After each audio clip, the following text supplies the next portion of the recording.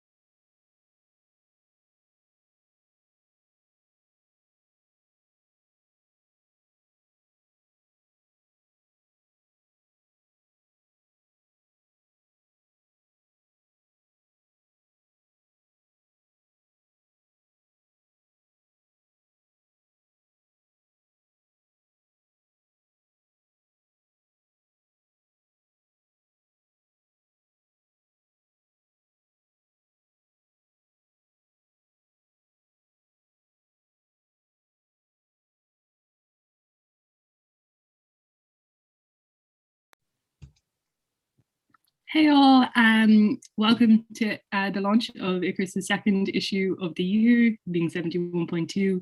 We're really delighted that you're watching, even in like strange or whatever circumstances. And basically what's going to happen is the poets and all of the writers are going to read their work. Yeah. Hey all, welcome to the launch of Icarus' second issue of the year, being 71.2. We're really delighted that you're watching, even in like strange or whatever circumstances. And basically what's going to happen is all of the poets and all of the writers are going to read their work. We're really delighted to have Mark Ward here, who is our featured poet, one of our two featured poets of the issue. He'll be reading 3 of his poems, and everyone else will be reading selections of their work too. So not a lot to say about the issue. It will be on Trinity campus when you're watching this, hopefully, depending on how far I suppose away from right now you're watching it, but it's being distributed on the 23rd of March. So please do pick up a copy, or we'll have the link for the PDF in the bio here. But yeah, I think without like very much else to say, I'm really hyped and excited to invite Olivia to read one of her poems from the issue.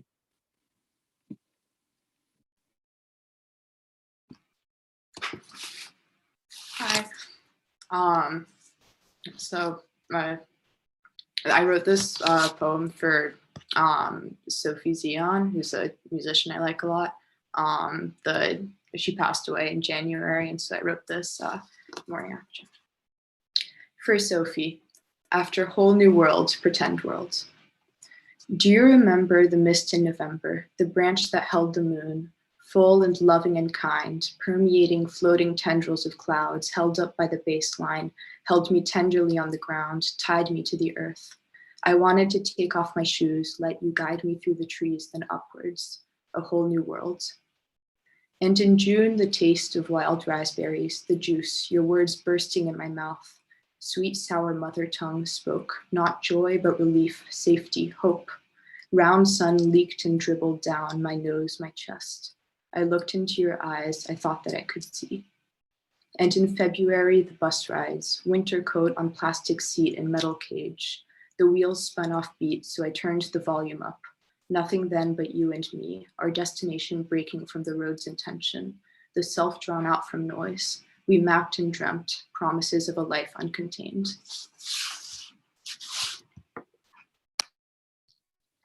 Thank you so much, Olivia. That was so lovely. Similarly, I'm going to be saying this after all of them, but so delighted to have it in the issue. I think it's so stunning. But yeah, so next up, we're going to have Alex read one of his poems. Hey everyone. So this is one I wrote a little while ago, long enough ago that it's started to become unfamiliar again. So we'll see how this goes anyway. And it's called RSVP ASAP. Julie's got the cash out. The money comes so easy these days. Fingers starting to stain before being noticed. Skin of hands worked into grain leather gloves. And how exactly are you going to make a living? Dad always asked. Answer, pass it around until no one knows where it comes from. Big black hound on the train. It won't meet her eyes. It rests its jowls on the sticky vinyl floor, snuffles at the door. Why would queer boys wear collars when their dogs don't? Owen takes the trash out. Men in suits bleach each bank on the high street. Suppose it's that time again. Guts sucked to the smalls of backs. Street crossers cross streets at their approach. The last pigs in the pen. Old women in the china shop. Menthol cigarettes tangled in their teeth. Sucking on black tea bags. Shredding buttered toast with their acrylics. Always peel back the paper on fags you didn't roll. There might be sewing needles wrapped up inside. Michael clears the cash out. Something profane pressed against the other side of the glass. It's just another one of those days. You must hold it under your tongue until it dissolves completely. Those missing girls they find sometimes in the squats. No one cross-dresses for mother's love. We keep our spines hackled tonight. There's a medicine for each wound. One day we will all be beheld.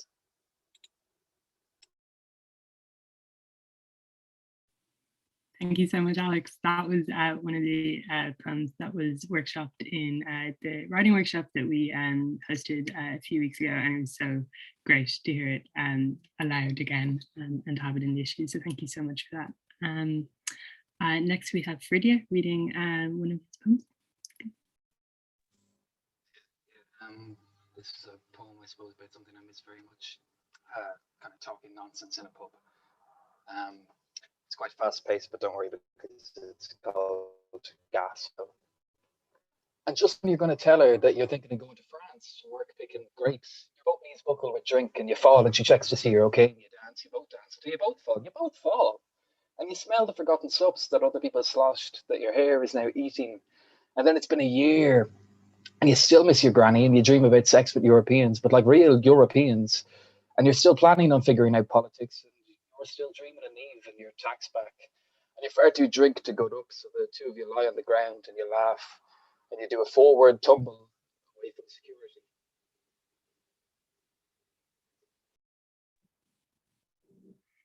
Thank you so much, Fridia. It was great to, I guess, hear in being in those poems. That sounds so very cool when heard. And now Maria, who's reading one of her poems.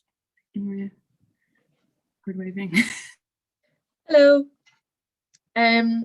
Just a bit of context for this poem is that I am currently living on campus, where at the start of the year it was pretty scary because we were all very packed in together, but we weren't really seeing each other at all, despite being able to hear each other through the walls.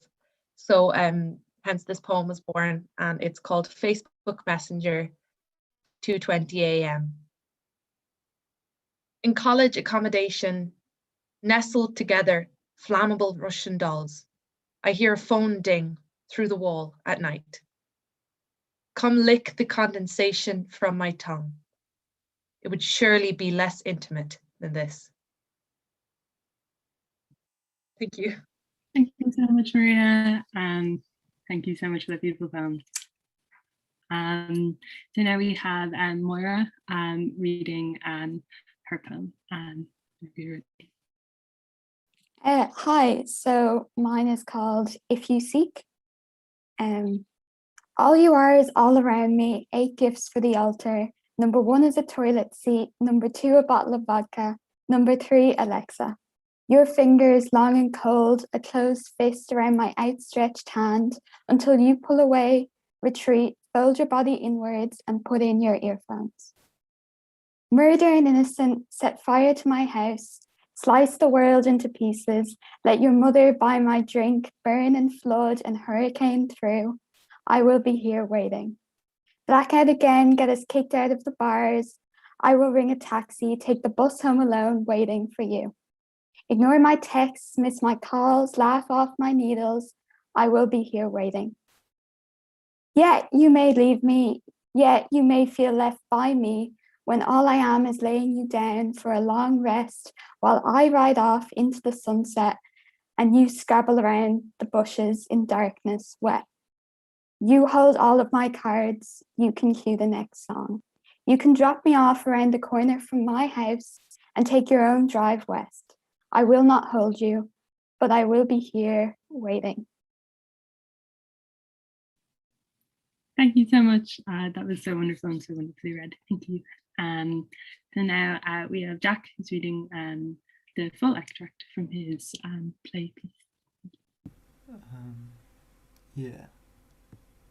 So it's called Equinox, and it's 2 characters discussing a body they found in a canal. What happened? I know him. Who is that? He slipped through the factory walls. He came out of a bomber shadow on the wall. They churned and spat him out like an unforgiving womb, and he tumbled onto the pavement, naked, shivering, and covered in petrol. He was sprayed with phosphorus fertilizer and he stood up. This was a seminal state. His flesh became carnal and he could taste his acrid tongue. Where did he come from? He locked himself out of the industrial grind and walked along his reflection. He would wander and walk without direction and never look for it. He was not seen, and eventually he was seen. He was anthropomorphized and he stood up. He placed a torch to the breast and set it alight. What can be done? He walked along his reflection and fell into the canal. He could not see. It is much deeper than it looks. He could not breathe under the water and he could not swim. He could not see the bottom. It's not clear. He might have been pushed, but he could not see. He was tangled by the moss and the bog, somewhere between the mud and the scum. What time is it? He'll float along the river limp and limpid. He'll be dragged along by the soft tide, past the reeds, the swans, the haggard men under the stone bridge, the rusted barge, the wooden bank, the shopping trolleys, the leftover cans, and once he's reached the end, he'll simply float up the other way. He won't be touched. What is this? He worked in an office. He would sit in a chair from 9 to 5. He worked for a company. He lived in his car. He talked on his phone. He had routines and shifts. He watched pornography and comedy shows and laughed with the audience. He wore condoms and pulled out. He lived in an apartment. He bought food to eat. He went out at night. He dropped acid. He lived alone. He lived in a housing estate. He traveled. He worked out at a gym. He always felt uncomfortable looking at naked men in changing rooms. He chewed his nails. He couldn't sleep without listening to ambient music or recorded rain sounds. He prospered in his own way. He pulled his own knickers down. He shivered in the outside cold. Is he dead? Can't you hear the water flowing? Thank you so much, Jack. That was great. Like wonderful to hear read, but also something that I would very much recommend picking up Icarus for, because the formatting is also excellent, and all of this, and it looks so great. Yeah, now really delighted to invite Mark Ward to read 3 of the 6 poems that. Thanks, Sophie, and thanks for having me as a featured poet. I'm going to read 3 poems, as you said. 2 of the 3 of the 6 are from a sequence called 9 Lives, which is about the death of my cat, where I dealt with it like any poet would by casting him in myth and art and all kinds of historical things and things like that. So the first poem is set in the 90s in the first instance of working from home, and it's called Working from Home. My supervisor took a shit in front of me. He owns this place and won't let me forget it. Even when not looking, doors must be left open so he can see me. Work is his gateway to power. Details don't matter unless used for rape. He gives out until he bores even himself, then is inappropriately affectionate toward me. Beyond suggestive. He lies across my lap, waiting to be touched, unwilling to touch me. He looks cute like this and knows it. I stroke his face. He purrs, stretches, diminishing me. He is the width of the world. Watch how everything revolves around him. His mood shifts. He bites me but never breaks the skin. He disappears into his office, yells, "Hold my call," sleep, dreaming of catching me in his teeth. His limbs officially breaking my neck so he can drag me home and make a gift.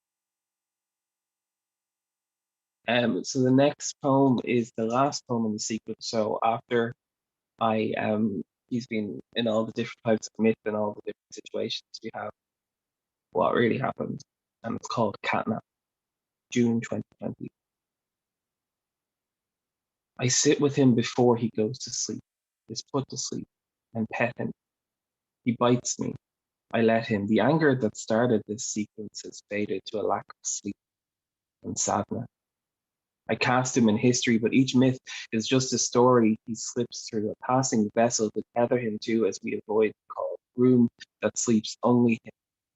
His brain actively decaying, the vet says, lullabying us to sleep with his guesses. All the tests are negative, but still he hisses, scratches, shits, and sleeps all day.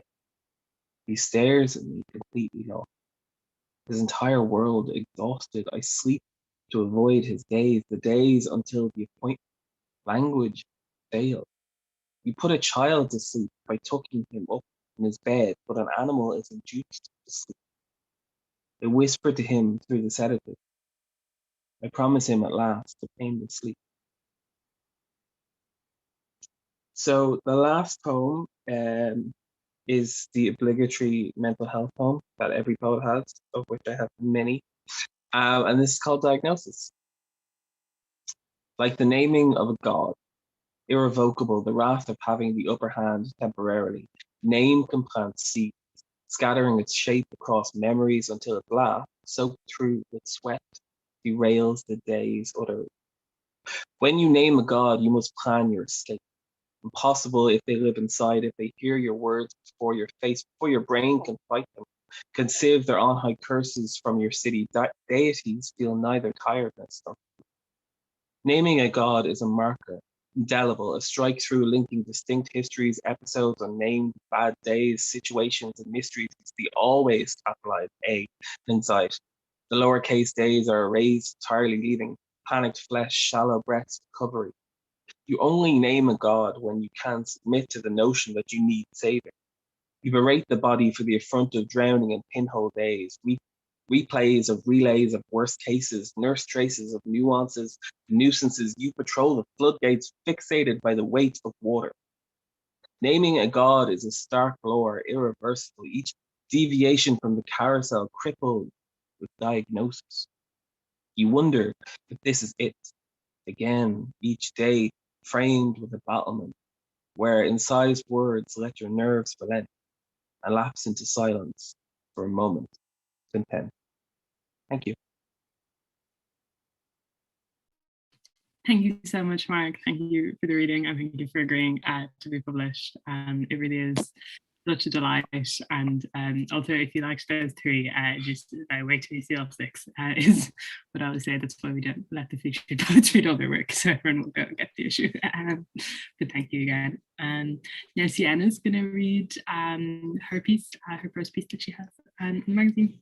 So thank you, Tim. Hi, thanks. I just wrote a bit of short prose, kind of exploring shadows and how integral outline is to self-identity. And I just call it shadow prose. When you died, your shadow remained. Brief and intangible, it lingered a while. I made sure it stayed. A vacuous premonition, like tattoo ink contour, froze in your porch gravel. A snapshot of grey. And you were stuck for a while. Stuck beneath the ground, the same ground surrendering itself to the chiming choirs of rusty asthmatic buses. The frequency had hurt our ears. To the very surface prickling Eve's ebony feet, to the home of tobacco glass, of smiling tinfoil and the cavitied shoes of zombie drunkards in shining Armageddon slurs. We would sit there, your basketball stand, our starved back brace. We sat right there, all sprawled out, crassly, inelegantly, merely masculine, nothing more. Your fear of the dark rattles like warm sponge through my mind now, for now it consumes you. Now you are defined by the exteriority of shading, of silhouette, of nothingness. I ruminate upon that, provocatively. You have not gone towards the light, you have blocked it altogether. When you died, I thought of Marguerite and his lubricated apple, ethereal in its suspension, which is mid-air and purgatory. I considered its elusiveness, its shyness, concealed amidst a bubbling stew of blood and guts and racing veins. It seems to mimic an estranged organ, pulsating and detached. Perhaps all gentlemen have apples for hearts. Perhaps their orthodoxy actually consecrates sin. Then I consider outline and tracing. I smirk and deify its levelling quality. Would the perpetrator of this painting's genesis suffer such praise in the removal of this levitating fruit? Would the kidnapping of this iconography perish this creator's entire livelihood? And so I think of you, and your shadow, and your non-presence. I think of the sanitized vacuum of nothingness you now inhabit, and how appealing the tired grit grey skin of your temporal corpse now seems. And in the seconds before you officially and eternally depart, I hear white. So many three-legged dogs are about at the moment.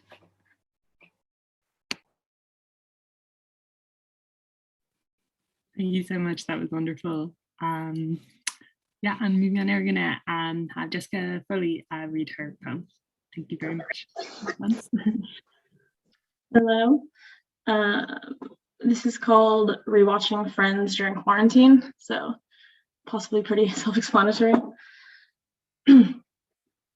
It's about sex, love, relationships, careers, a time in your life when everything is possible. The episodes shudder from one to the next. You crawl subterranean. You have long missed your stop. Drain-like, diverted, the slick sheen of the unfailingly predictable. It's about sex. A calendar of bowls sporulates around you. You need to buy batteries. Love. You want to throttle Ross. Relationships. Has anyone called you today? When was the last time someone called you? What did you do? Careers. What have you done? The time in your life. Done? The ticker counts down, not up. When everything's possible. Wind up the laugh track. Your friends murmur on screen. The days flicker outside your window. You've heard the earth is spinning faster lately. Maybe you'd notice if you cared to look. Are you still watching? Thanks. Thank you so much, and thank you so much for that poem. Generally, very exciting altogether. And now we have Fionn reading his poem, I believe, poem/prose/mosaic. Yeah, thank you, Fionn. Yeah, this is an excerpt or a series of excerpts or assemblage of excerpts from my primary school exercise copybooks. So like third, fourth, fifth class that I made up. It's called Village 100 Years From Now. I'm down under. It's all very orange and glasses shattering. Well, almost. A poor family wanted to escape from the evil moneylender, so the family went to the country, but the evil man followed them. They then crossed the River Shannon and escaped. Life was good for Oisin. He had married Niamh, and he was having a good time until he found a shamrock and all of his memories from Ireland came back. The river is more polluted. There are apartments, cars, satellite dishes, and more entertainment. Spaceship dealers, get your spaceship today. I think we won't end up like them because we were already trying to stop it by making all cars electric. And we've got medicine to stop us getting diseases. We use phones, computers, and the radio as well as television.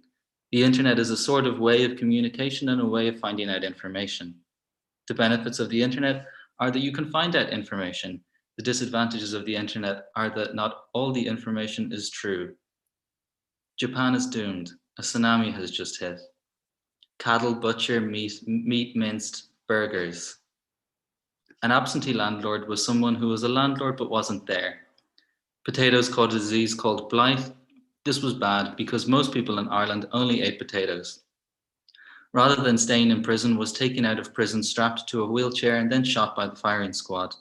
He was born in Gujarat, West India in 1869. So he sent two of my friends to try and free as many people as possible from a concentration camp. The Montgomery bus boycott lasted 381 days. They don't cost lots of money. They are good for the environment and don't run out. If I was the president, I would hire the tax for richer people and reduce college so that it helps students and homeless people. I know someone who can thatch your roof with straw. Sadly, our team didn't win, but it was fun nonetheless. Well, I was in terrible rush to get to the place I can't tell you. Sorry, but the rest of the diary has been ripped. Adult, death, birth. Things I learnt at Emma.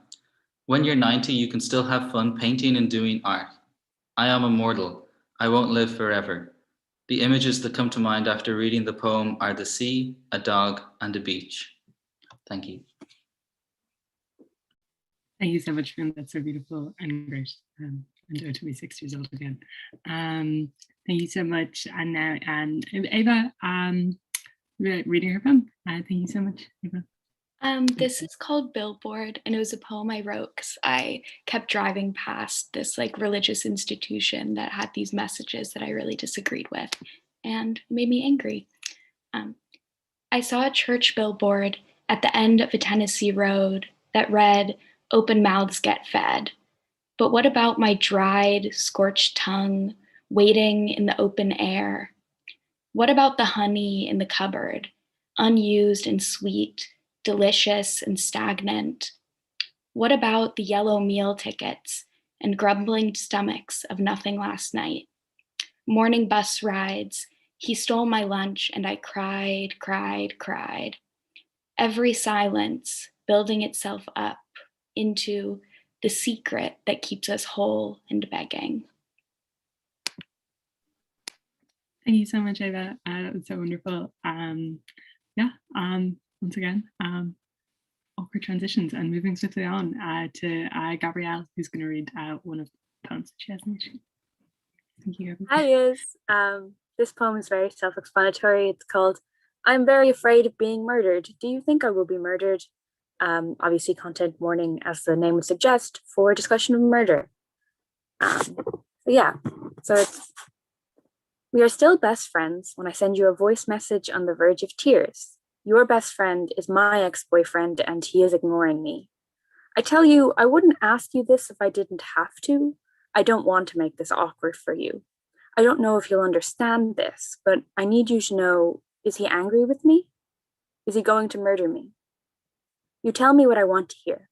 No, he's not. He's busy with exams. He's handling it all well. The caveat is that all men are capable of all things. You feel bad for me until you tell me. This will be a long voice message, but the headline is, you do not have to worry. You do not have to worry. You do not have to worry. You do not have to worry. And I'm warmed by this and by you. So I emerged from my frozen down to my kitchen on the ground floor. My mother on a rocking chair while the dinner cooks beside her. Nose buried in a newspaper. The headline is, Girl 16 Missing.